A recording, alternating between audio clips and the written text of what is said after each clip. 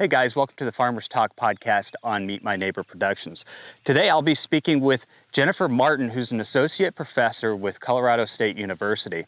Jennifer and I will be discussing the economic impacts based on a study that they had completed not too long ago on one initiative, which is to ban slaughterhouses in Denver, and how widespread this initiative actually will be, and it's an economic impact on it. We'll also briefly discuss the fur ban initiative from her perspective. It wasn't part of their study, but we'll just kind of hear what she has to say about it and try and understand how some of these ballot measures are impacting our agricultural community and farmers across the country. So, they're proposing this as just being one meat packaging facility in the city of Denver. It wouldn't have that big of an impact, according to the proponents. But what exactly do you think would be the impact? You did this report. You had three different scenarios. Scenario one had a total job loss of 2,700 or 2,787. Mm-hmm. Scenario three had a job loss of about 700. What's the difference between those scenarios? Yeah, the biggest difference is just the scope of impact. So you make some assumptions specifically that the industries that support the meat processing sector will have an equitable impact to the closure of the plant. So, for example, if I work for a packaging company and I sell packaging to the Superior Lamb facility in Denver, when that facility goes offline, those impacts will impact me proportionately. And that's where there's a little bit of a variation. We know the immediate impacts felt by the closure of that facility. We know the number of employees that are currently housed there. We know those that are directly impacted by that closure. But you see a range of scenarios when you start to think of the industries that support that facility, as well as the producers, the lamb producers who are also shipping lambs to that facility. So that's where you see a bit of variation in the scenarios, is just different levels of, if we see where, okay, I sell packaging materials to this facility in Denver, they shut down, I'm able to find a replacement for that business that I lost with them. If that doesn't happen, then the scenario gets worse, right? Because those additional jobs are lost at that packaging company. So that's where you see the differences in the numbers there. So when you're talking about some of the producers, how much would it have an impact on the farmers themselves? Do they have other places where they could easily go? That's a really great question. I think that's part of the to your earlier comment, when we think about this closure, it seems like it's a really local closure where, this ban would close one facility currently one facility in the city limits of Denver with a couple hundred, almost 400 jobs housed there. But what's unspoken in this ban, and the language on the ballot, is that many Colorado lamb producers, as well as lamb producers all around the Mountain West region, ship their lambs to this facility for harvest and then for production of lamb that goes not only to Colorado, but to states across the country, and in some cases, even other countries that are consuming lamb produced in Denver. There isn't an alternative that is readily available for those producers.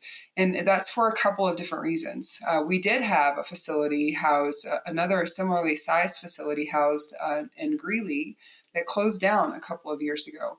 When that facility closed down, it didn't reopen. It actually relocated to another state. So now Coloradoans who want to ship their lambs, or Colorado lamb producers who want to ship their lambs, have to go farther. They're going to have to go to Texas. They're going to have to go to California to have a similar market access.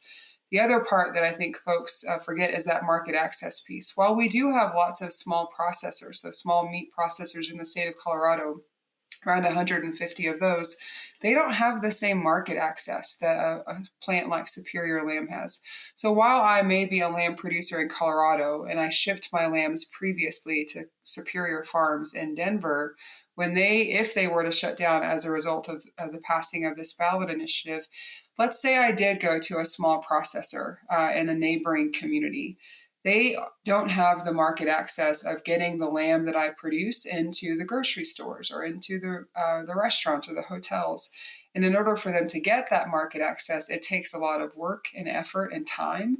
So it's kind of a double whammy, right? Because not only do I lose the ability to harvest lambs in a place that's convenient, that I have a well-established relationship with, if I find a replacement, I'm also losing profitability, because even if they could accommodate the number of lambs that I have, which is one of their biggest challenges, they don't have the same market access. And then so I'm going to struggle to find a place for them to go for slaughter. And if I'm successful in finding a place for them to go, it's not going to be as profitable, simply because Superior Farms is a nationally known, an internationally known brand. They have market access that other facilities in Colorado simply do not have. So how, on a percentage scale, how much of our lamb comes from Superior Farms? Yeah, it's about 20 to 25% of the total lamb slaughter capacity in the United States. One of the things that folks who aren't familiar with the meat processing sector don't often think about is these facilities are difficult to construct. They're incredibly expensive to construct, operate, and maintain. So the Superior Lamb facility is a few decades old. Whenever facilities go offline, it's hard to bring them back unless there's demand from the consumer for the product they're producing. So one of the challenges that we've seen over time with the lamb industry is, while we've seen increases in poultry consumption in the U.S., and we've seen a relatively strong and stable consumption of pork and beef, lamb has struggled for lots of decades of increasingly decreasing consumption patterns among American consumers. Interestingly enough, as a result of that, we saw when a lamb facility closes, there wasn't enough market demand to reopen, to spend the hundreds of millions of dollars to buy and build a new lamb processing facility. So as lamb consumption went down, lamb processing facilities also closed down. Over the past 5 to 10 years, lamb consumption is actually increasing. We see American consumers, as well as immigrants from other countries who, in their home country, lamb was really a strongly desired protein. They are desiring it here in America. There's a really strong demand for lamb currently, especially after the pandemic. But there are fewer facilities today that are processing lamb than there have been in the past. And so we do see in the lamb industry facilities like the one in Denver and its sister facility in California, as well as the one that I mentioned previously that opened a couple of years ago in Texas. They are the biggest producers of lamb meat in the United States, and have been for some time, and for the foreseeable future will be, largely because the market demand for lamb in the United States isn't strong enough to justify the cost of hundreds of $millions that it would take to build a new one. So when we talk about this facility in Denver that potentially would close if this ballot initiative were to pass, or would close if it were to pass, not only does it account for about 20 to 25% of the total lamb slaughter capacity in the United States, it's not as if we can take it and build it somewhere else, because simply put, the costs are astronomical of constructing these facilities in today's society and with today's economy.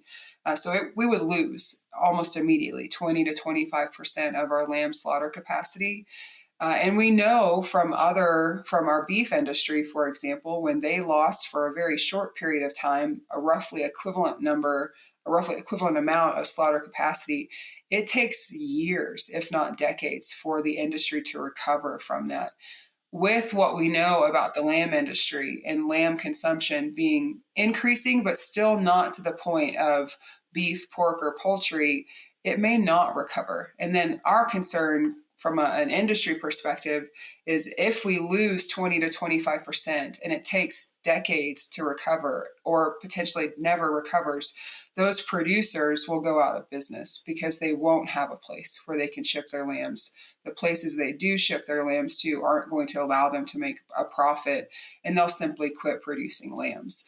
And that's where I think, again, those unintended consequences, it seems like, okay, we're just shutting one facility down in Denver, but it really is catastrophic to the lamb industry for the reasons of a relatively soft market demand, construction costs, equivalent market access is just simply not there.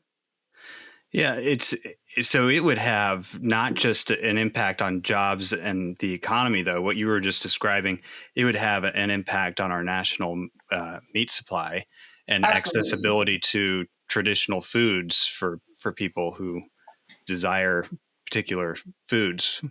Absolutely. I think, we've seen situations. I mentioned there was a fire a few years ago at a beef facility in the Midwest. And when that happened, American consumers felt the impact. We saw beef prices go up.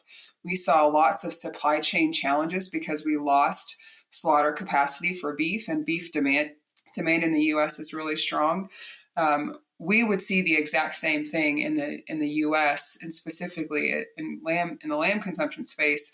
But arguably, it changes the entire dynamics of the meat supply chain and livestock supply chain, because if we have lamb producers who are no longer in business and they were customers for those folks who are producing corn and grain, now they have to find other places to sell their corn and grain. So it's not an independent closure that does not have downstream domino impacts. It will impact things that the U.S. consumer will see at their grocery store and restaurant. And we will see it not only in lamb, but I think we'll also see it in other proteins because of these interwoven pieces of the livestock and meat supply chain that are just difficult to ignore. We may not see it immediately, but over the long run, we'll see those impacts for sure. Yeah, we saw it even with when California changed its rules around pork. It impacted the pork industry across the board. So yeah, absolutely. I think the other part too is, we're not an independent nation when it comes to meat processing. So we rely on other countries to supply us with products, and we supply other countries with products that we don't consume here in the US. And so it's difficult right now to kind of navigate or even begin to estimate what the global supply chain impacts will be. But I don't think we will be immune from seeing global meat supply chain shifts as a result of this closure. What kind of surprised you the most about seeing this ordinance pop up? Yeah, I wish I could say I was surprised, but I don't think we were surprised. This is not the first in the nation, not the first in Colorado. It's not going to be the last either. I think if there were to be anything that's surprising is it's surprising in the sense in that it doesn't make sense to me for a couple of reasons. In Colorado, we as a state have spent a lot of effort over the past few years of really trying to support and bolster local foods and recognizing that Coloradoans prefer. We have data that's from CSU, survey data of consumers in Colorado demonstrating that Coloradoans want to purchase food produced in Colorado. They value agriculture in Colorado. And we, as a result of the surveys and a result of what their consumer dollars are telling us they want to see at their grocery store and at restaurants and where they spend their money, the state has invested. We have a Colorado Proud program. We've really tried to create ways for Colorado producers, food producers, livestock producers to access Colorado consumers and try to make this easier. Where you're not having to buy lamb from New Zealand or buy beef from other states in the U.S. And I think it reflects Colorado. When I talk to people from other states, they recognize that Colorado really is proud of its local foods systems that have been bolstered over the past couple of years. And this ballot initiative seems to be the exact opposite of that. Not only are the majority of lambs harvested at this facility raised by Coloradoans, the facility itself is owned by Coloradoans. It is owned by people who live in the community, who are long-term residents of Denver, who, they're taxpayers in Denver. Their kids go to school in Denver. In some cases, they may be on municipal governments or boards within the community in which they live. And so it's surprising in the sense that if we have a state and consumers in a state and a city that say we value local foods, that we now have a ballot initiative that doesn't value local foods and doesn't value a decades old infrastructure that has been enriched and has really flourished in this community in Denver, in the sense that it is providing Coloradoans food raised by Coloradoans, produced by Coloradoans. And that, to me, I think if there was anything that was surprising, it was the confusion of, if we have for the past couple of decades responded to our state's demand of saying we value Colorado agriculture, Colorado produced food, this ballot initiative doesn't speak to that. And so I think that's, and I think, Colorado voters will vote accordingly if they, whatever side of the issue they land on.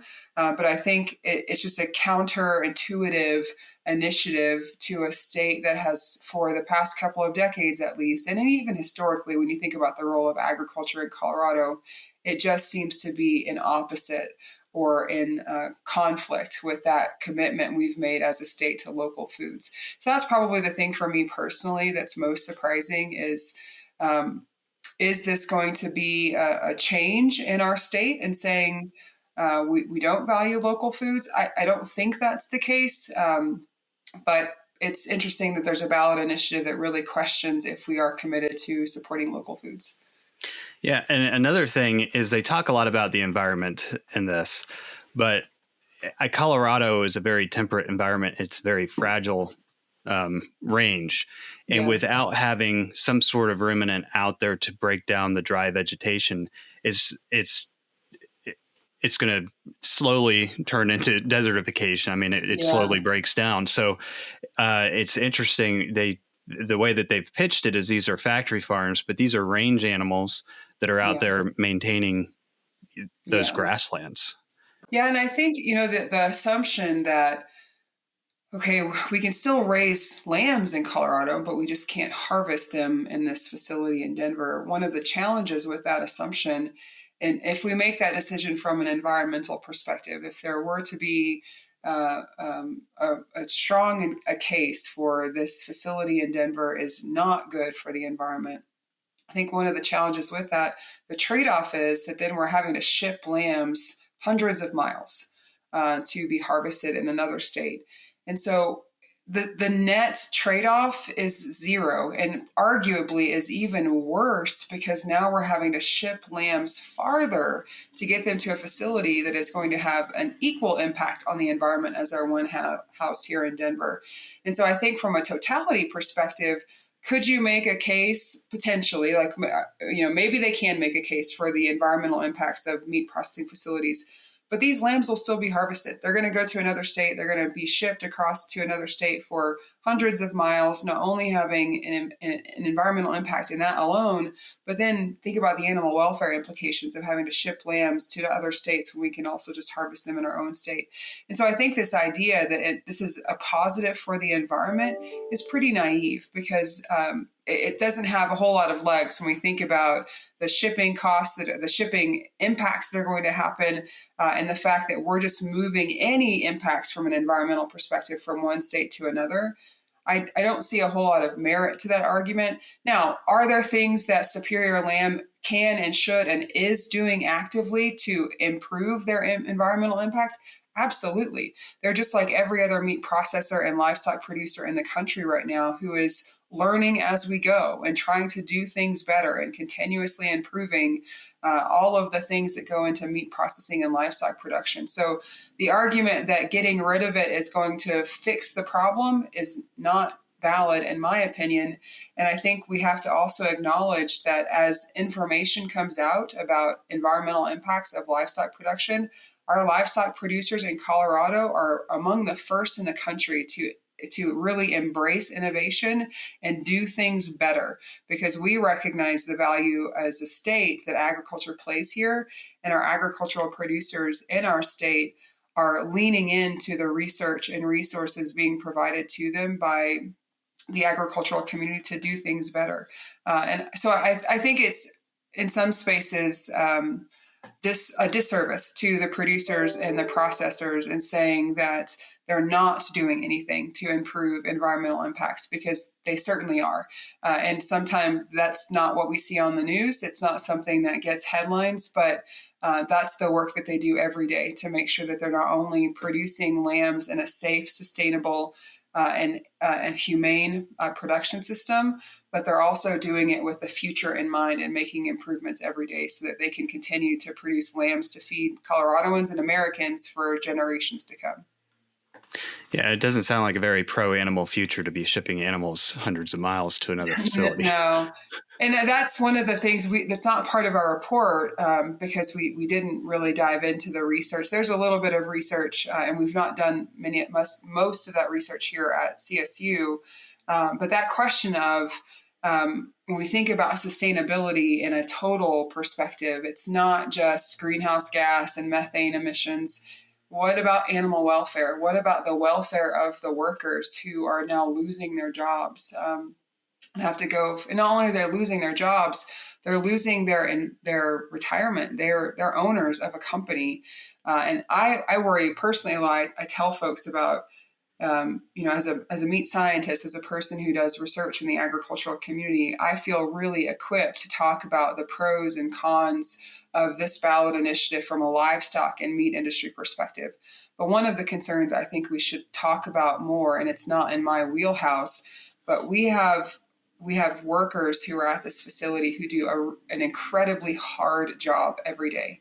And it's a really important job. They truly are frontline employees who are putting foods on tables. But they do that, and it opens doors to generational prosperity for them, right? So not only are they making a good wage, they're able to have a job that is stable, that they can rely on.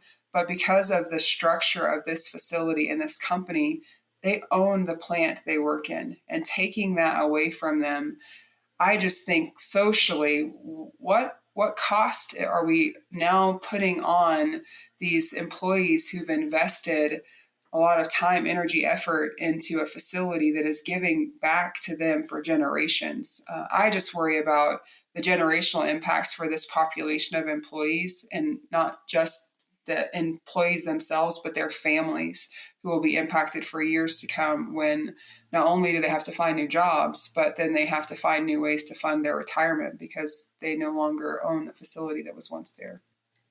Yeah, and that's another big key of this, is that the employees are actually the owners of the Yes.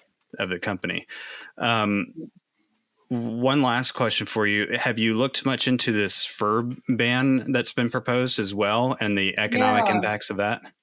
We haven't. So that wasn't, that was outside of the scope of our initial research question, primarily because it was a group of folks who work in the meat industry, and then some of our ag economist colleagues. But we've not. It was not part of our research question. We started this report.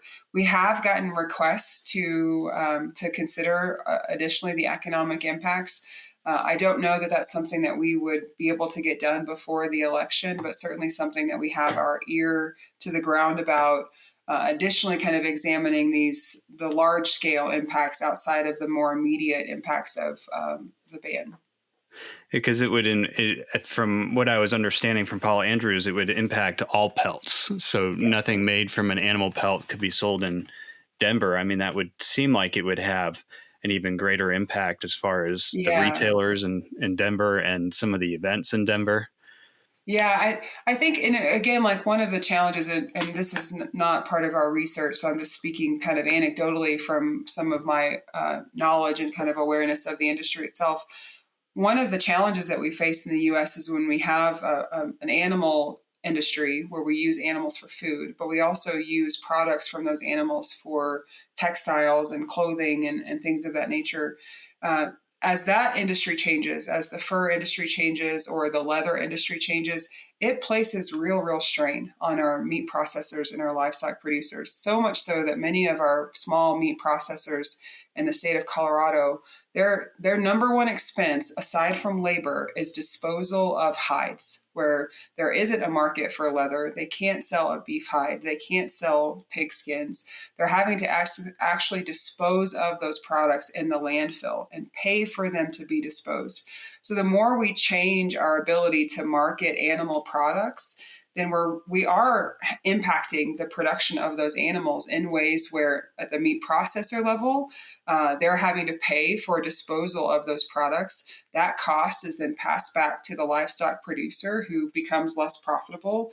So I think it's similar in that it's not an independent ballot initiative that's going to ban one thing. the domino effects are significant, because we've seen this challenge in our meat processing space and our livestock producer space.